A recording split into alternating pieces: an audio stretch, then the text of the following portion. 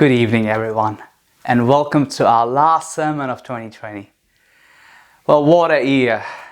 If this year was a restaurant, people would give it a 1-star review. Highly not recommended. Someone posted on Facebook that it is the year when our wheelie bins went out more than us. As we started the year, nobody had pandemic included in their New Year resolutions.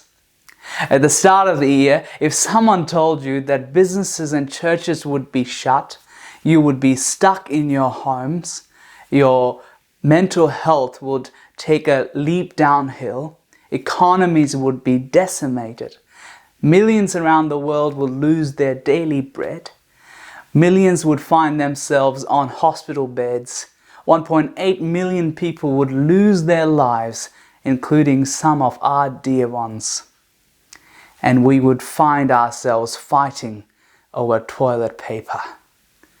At the start of the year, if someone told you that, you would not believe it. Well, what a chaotic year. Our psalm excellently captures this chaos we have felt. The earth gives way, the mountains fall into the heart of the sea. Its waters roar and foam, and the mountains quake with their surging. This intense poetry gets to the heart of how we have felt in these times. We've felt as if everything is falling apart, everything is unstable, everything keeps changing. What we thought was as strong as a solid mountain easily fell and scrambled into chaos. So the question is, where do we turn in our chaos? As we look forward to the new year with some uncertainty, where do we turn? Where do you turn when everything around you is falling apart?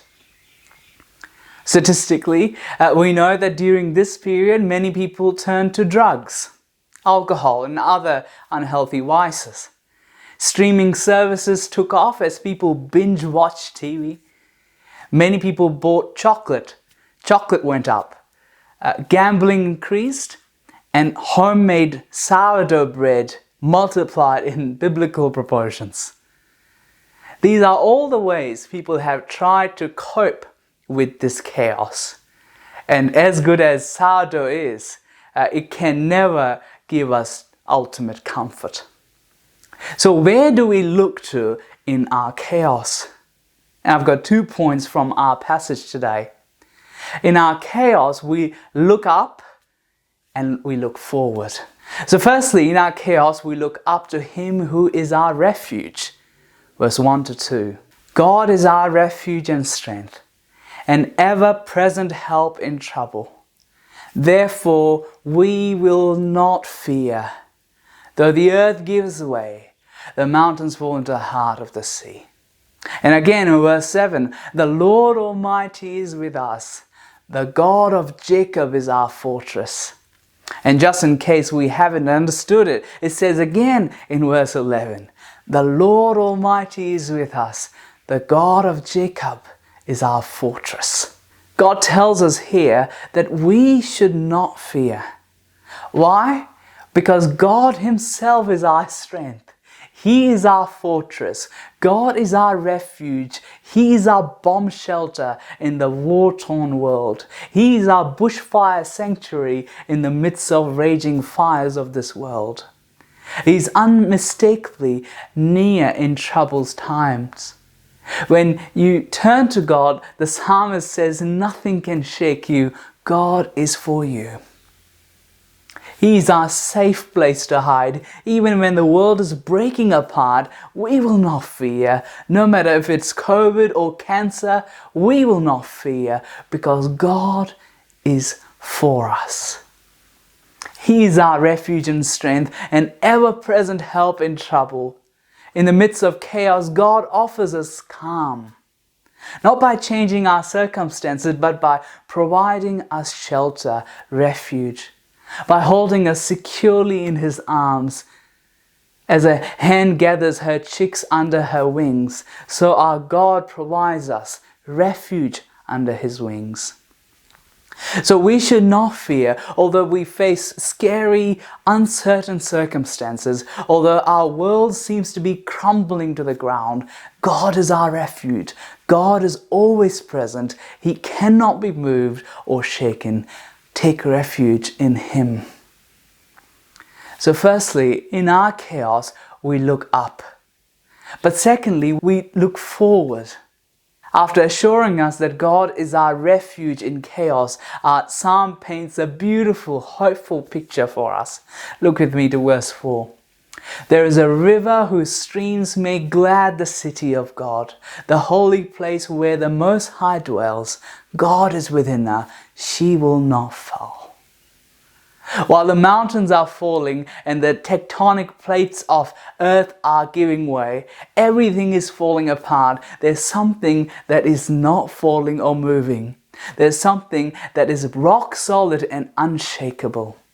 The city of God. We're told that while earthly cities can be destroyed, the city of God cannot be destroyed because God lives here. He dwells there. Now, this city is glad. It has no sorrow, no sicknesses, no death, no aching pains, no tears, no laments. We may ask, well, where is this city?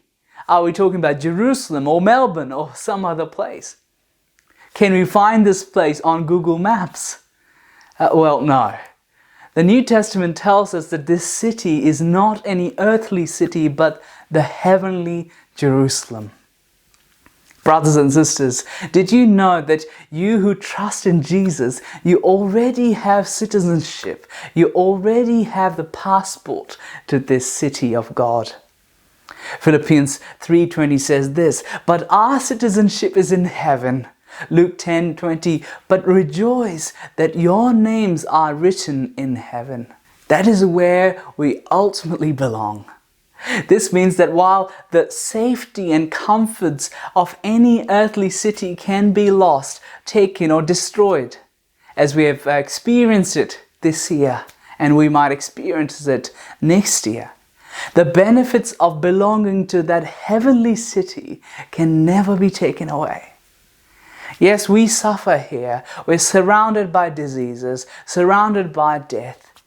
But in the midst of darkness, you and I can live in hope by looking to God, who is our refuge, and looking forward to the glorious, beautiful, heavenly city where there is no pain or tears, but only joy. What no eye has seen, what no ear has heard, and what no human mind has conceived, the things God has prepared for those who love Him. John Newton, the writer of Amazing Grace and great abolitionist against slavery, his last words sums it all up. Newton's last words were, I'm still in the land of the dying. I shall be in the land of the living soon. Brothers and sisters, don't fix your eyes on the present only.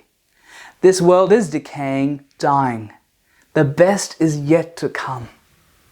So brothers and sisters, as we close this year and look to 2021, in chaos when things are falling apart, let us not fear, but let us look up and look forward. Look up to God and look forward to the city of God in hope.